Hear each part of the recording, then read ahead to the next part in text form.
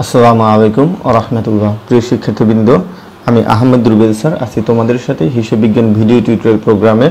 এই পর্যায়ে আমরা শিখব আর্থিক অবস্থার বিশ্লেষণ অর্থাৎ অনুপাত বিশ্লেষণের সৃজনশীল অনের গ অংশে যে সকল প্রশ্ন আসতে পারে তার সমাধান নিয়ে। অর্থাৎ আমরা এর পূর্বেকার ভিডিও টিউটোরিয়ালে আমরা এই অধ্যায়ের সমস্ত সৃজনশীল অনের ক অংশ, খ অংশ এবং এবার আমরা শিখব গ অংশ। গ অংশে যে সকল প্রশ্ন আসতে পারে, অর্থাৎ এই গ অংশ থেকে যে পার্টগুলো আমরা শিখব সেগুলো হচ্ছে মোট লাভ নির্ণয়, নিট লাভ নির্ণয়, মোট লাভ অনুপাত নির্ণয়, নিট লাভ অনুপাত নির্ণয়। তো প্রিয় শিক্ষার্থী, শুরু করা যাক আজকের ভিডিও টিউটোরিয়ালটা। আর সবগুলো ভিডিও টিউটোরিয়াল করা হচ্ছে আমার রচিত task to get A plus in accountant বই থেকে। তোমরা যারা অলরেডি সংগ্রহ করছো অসংখ্য ধন্যবাদ, আর যারা না সংগ্রহ করছো এখনও সংগ্রহ করতে পারো নাই, যত তাড়াতাড়ি সংগ্রহ করে নাও। কারণ আমি বলেছিলাম এই বইয়ের প্রত্যেকটা অঙ্ক অর্থাৎ আমি যেভাবে বলছি সেভাবে যদি করো তাহলে কোনো টেস্ট পেপার এবং বই করার প্রয়োজন নেই। শুধুমাত্র আমার নির্দেশনা মতো যেভাবে দেওয়া আছে সেভাবে করলেই হয়ে যাবে। ধন্যবাদ। শুরু করা যাক আমাদের এই ভিডিও টিউটোরিয়ালটি।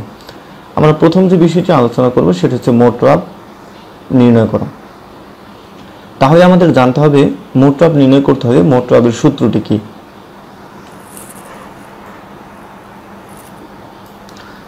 তোমরা দেখতে পাচ্ছ আমি এখানে বর্ডার করে দিচ্ছি, মার্কিং করে দিচ্ছি যে মোট লাভের সূত্র হচ্ছে বিক্রয় মাইনাস বিক্রিত পণ্যের ব্যয়। এখন বিক্রয় 50,000 টাকা মাইনাস বিক্রিত পণ্যের ব্যয় 20,000 টাকা। প্রশ্ন আসতে পারে যে বিক্রিত পণ্যের ব্যয় কোথা থেকে পেলাম, বিক্রয় কোথা থেকে পেলাম। এই জন্য তোমাকে যেতে হবে আমাদের প্রশ্নের একদম উপরে চলে যেতে হবে। যদি একটু তোমাদের দেখিয়ে দিই তাহলে তোমরা ক্লিয়ার হওয়া বিষয়টি। দেখো, অনেক সময় তোমরা দেখবা নিচে এভাবে দেওয়া থাকে মোট বিক্রয় 50,000 টাকা, তাহলে এটা হচ্ছে ওই বিক্রয়, আর সাথেই দেওয়া আছে বিক্রিত পণ্যের ব্যয় 20,000 টাকা। তো এই বিক্রয় হচ্ছে 50,000 টাকা আর বিক্রিত পণ্যের ব্যয় হচ্ছে 20,000 টাকা। তোমরা কিন্তু অলরেডি যারা আর্থিক অবস্থার বিবরণী করছো সেখানে কিন্তু এই নিয়মটা শিখে ফেলছিল যে মোট বিক্রয় থেকে বিক্রিত পণ্যের বাদ দিলে মোট লাভ হয়ে যায়। তাহলে আমাদের এবার সমাধান দেখছি যে আমাদের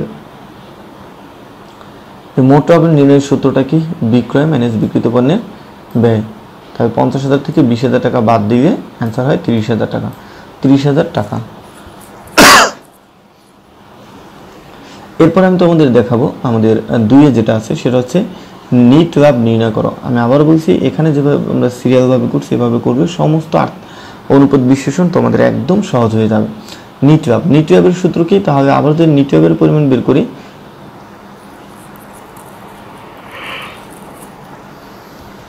তোমরা এখানে দেখতে পাচ্ছ নিট লাভের সূত্রটি।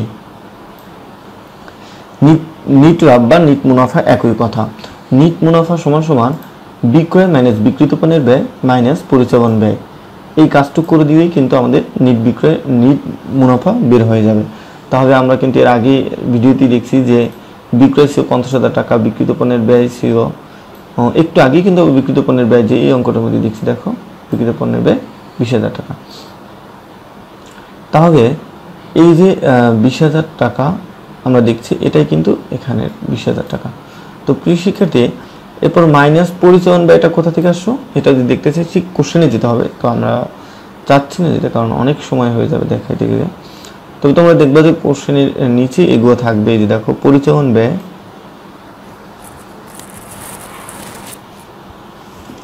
10,000 টাকা। এই 10,000 টাকায় কিন্তু আমরা এখানে নিয়ে ফেলছি। আমরা এরপর যেটা করব দেখো, তো বিয়োগ করবে 50,000 থেকে 20,000 বাদ দিলে হয় 30,000, 30,000 থেকে আবার 10,000 বাদ দিলে হয় 20,000 টাকা। তো আমরা দুই সমাধান করলাম গ অংশে থেকে যেগুলো আমরা শিখব। এরপর গ অংশের 3 অংশে মোট লাভ অনুপাত নির্ণয় করো। তো মোট লাভ অনুপাত নির্ণয় করতে হবে আগে আমাদের মোট লাভের সূত্রটা মুখস্থ করতে হবে। মোট লাভের সূত্রটা কি সেটা আমরা এখন দেখে নেব যে মোট লাভের সূত্রটা কি। দেখো, মোট লাভের সূত্রটা হচ্ছে, এই মোট লাভ অনুপাতের সূত্রটা হচ্ছে মোট লাভ গুণ 100 ভাগ নিট বিক্রয়। আমি আবার বলছি, মোট লাভ গুণ 100 ভাগ নিট বিক্রয়।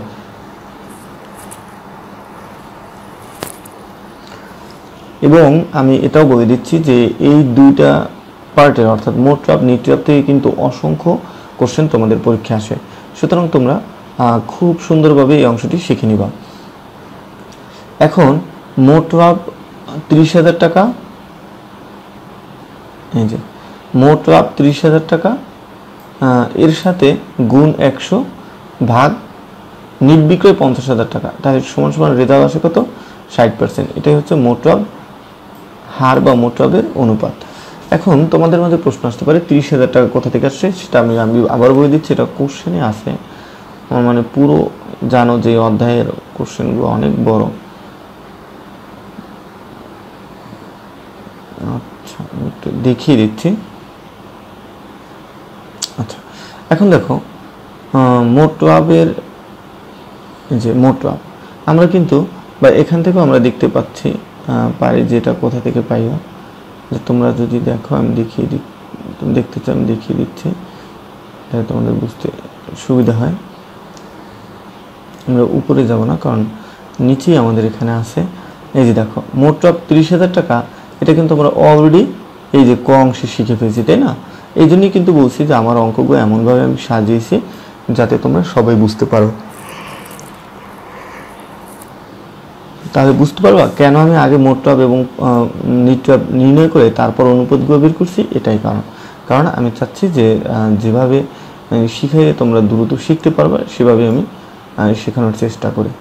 তো প্রিয় শিক্ষার্থী, আমরা এখন যেটা দেখব সেটা হচ্ছে যে মোট লাভ যেটা আমরা বের করছিলাম, মোট লাভ 30,000 টাকা, ঠিক একইভাবে আমরা নিট লাভও বের করবো। নিট মুনাফা গুণ 100 নিট বিক্রয়। দেখো দুইটা সূত্র কিন্তু প্রায় সেম, মোট লাভ গুণ 100 ভাগ নিট বিক্রয়, তাহলে এই কাজটা করে 60% হয়। আবার নিট লাভ অনুপাত সেটা হচ্ছে নিট মুনাফা গুণ 100 ভাগ নিট বিক্রয়। তো প্রশ্ন আসতে পারে নিট মুনাফা কোথা থেকে আসো? ঠিক জাস্ট এই যে দেখো আমরা এখানে নিট মুনাফা করছি বা নিট লাভ একই কথা।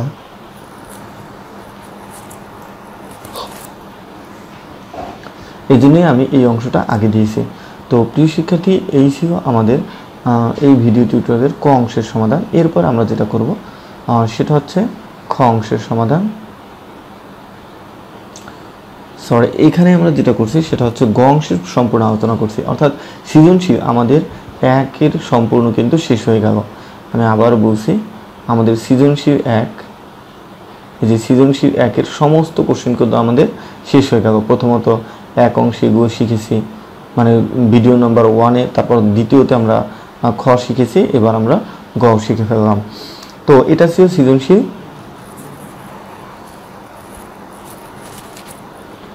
এক থেকে সমাধান। তবে আমি তোমাদের আবারও বলে নিই, এই অধ্যায়টি শিখতে হবে আমাদের 3টি অঙ্কই কিন্তু শিখতে হবে। অর্থাৎ আমি বলেই দিছি মাত্র 3টি অঙ্কে আর্থিক অবস্থার বিশ্লেষণ ও অনুপাত বিশ্লেষণ শিখে সবে মাত্র আমরা শেষ করলাম অঙ্ক নাম্বার অর্থাৎ সৃজনশীল 1। এরপরে আমরা সৃজনশীল 2 এবং 3 বিস্তারিত শিখব। তো সে পর্যন্ত ভালো থাকো আর আমার সুস্বাস্থ্যের জন্য দোয়া করো। আর আমি যেভাবে বলি শুধু জাস্ট সেভাবে পড়ো, ইনশাআল্লাহ তোমরা অবশ্যই অনুপাত বিশ্লেষণে 10-এ 10 পাবা ইনশাআল্লাহ। তো সে পর্যন্ত ভালো থাকো, আল্লাহ হাফেজ। আসসালামু আলাইকুম ওয়া রাহমাতুল্লাহ। প্রিয় শিক্ষার্থীবৃন্দ, আমি আহমেদ রুবেল স্যার। আমি সবসময় চেষ্টা করি তোমাদেরকে কিভাবে সহজে স্বল্প সময়ে স্বল্প পরিশ্রমে ভালো রেজাল্ট করতে পারো সেই দিক নির্দেশনা আমি দিয়ে থাকি সবসময়। তো তোমাদের জন্য এবারের যারা পরীক্ষা দিচ্ছ, এইচএসসি পরীক্ষা দিচ্ছ, তোমাদের জন্য যে আমার 6টি উপহার, সেটা হচ্ছে আমার রচিত যে 6টি বই। আজকে আমি 6টি বই সম্পর্কে তোমাদেরকে পরিচয় করে দিব এবং বলে রাখি যে এখানে আমি তোমরা দেখতে পাচ্ছ যেখানে লেখা মাত্র 5 দিনে প্রস্তুতি, অর্থাৎ তোমরা যারা শর্টকাট প্রস্তুতি চাচ্ছ, অর্থাৎ তোমরা আমাকে অনেকেই সাজেশন চাচ্ছ যে ভাইয়া আমাদের সাজেশন দেন। তো তোমাদের জন্য কিন্তু আমরা প্রথমত বের করছিলাম যে আর্থিক অবস্থার বিবরণী মাত্র 4টি অঙ্কে যে এই বইটি বের করছিলাম। তারপরে তোমাদের অনুরোধই আবার কিন্তু বের করছিলাম প্রমাণ কর হিসাব বিজ্ঞানে তুমি বস, অর্থাৎ 3টি অঙ্কে হিসাব বিজ্ঞানের সমস্ত অধ্যায়ের একটি সাজেশন। 3টি অঙ্কের মধ্যে কিভাবে বোর্ডের কোশ্চেন সলভ করবা, কলেজের কোশ্চেন সলভ করে, এবং একটি সাজেশন বই, সেটা হচ্ছে task to get of accounting first paper short suggestion বই। তারপরে সাথে সাথে আমরা বের করছি প্রমাণ করো যে ফার্স্ট পেপার এবং সেকেন্ড পেপার যে শর্ট সাজেশন বের করছি।